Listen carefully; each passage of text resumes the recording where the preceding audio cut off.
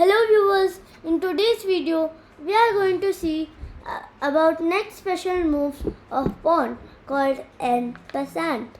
Imagine this situation: if you are playing white and your pawn is on the 5th rank and your opponent's black pawn jumps forward 2 squares, and now these two pawns are side by side.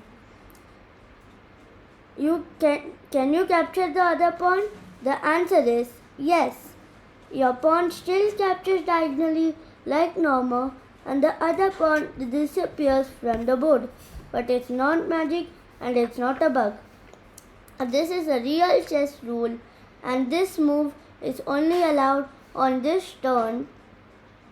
So you have to pay attention and do not miss your next chance to capture En Passant.